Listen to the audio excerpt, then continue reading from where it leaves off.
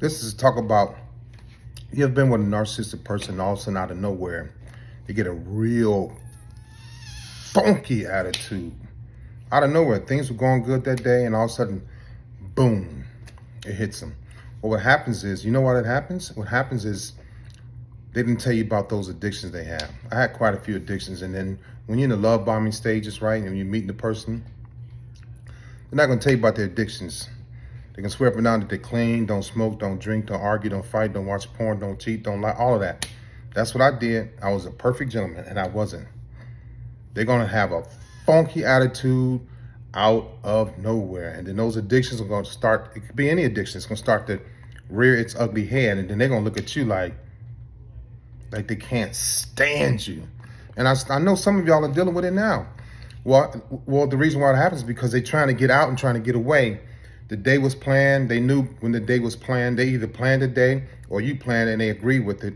But that addiction, when it kicks in, because the addiction, this is sad, but once they get you locked into them, once they conquer you, those addictions mean more to them than a relationship.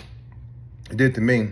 When I knew that I had her, when she was locked in, when I didn't have to do anything else to prove myself, now you're gonna start seeing all of my addictions come out. You're gonna start seeing my anger issues. You're gonna start seeing my flaws, and it's gonna come out. But with narcissistic people, they don't care about ruining the relationship because they just care about that moment, that addiction right there.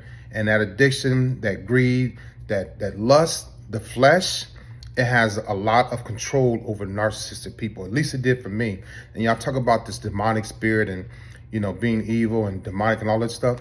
Well, the flesh, whether it's another woman or if it's a woman like me, it's another man, or if it's drugs, heroin, cocaine, pills, weed, cigarettes, liquor, whatever it is, when that urge comes up, because the addiction is more important than the relationship at that moment, you're gonna see it. You're not gonna understand it. They're gonna look mean. They're gonna look demonic. They're gonna look pissed off. They're gonna look like they don't want to be with you anymore.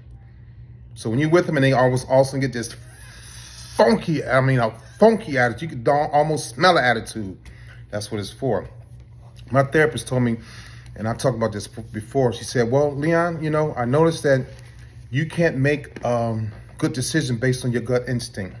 What you do when it's time to make a decision, like when it was for me, when it's about me, when it's about my addictions, I just get mad now. I want to leave. I want to run. It's avoidance, and I don't want to talk about it. And haven't you noticed that when they get upset, they get so upset, I don't know what it's called, but it's a blackout, whatever. When they get so upset, they go do what they got to do. They get out the car, they leave you there, wherever you are. They're leaving the house, go get their addictions taken care of. When they come back and calm down, the reason why they act like nothing really happens is because some of it they forget. I did that too, yeah. And so my therapist said, next week we're gonna talk about your cognitive skills, because Mr. Walker, your cognitive skills are off. And I was 46 years old, leading at a company in the Navy, we had 42,000 people, and my cognitive skills were off. I couldn't make a good decision based on my gut instinct, because when I felt that instinct that need to make a decision, couldn't do it. They can't do it, they run, they avoid, they get mad. All right, I just want to let y'all know that. You have a great day.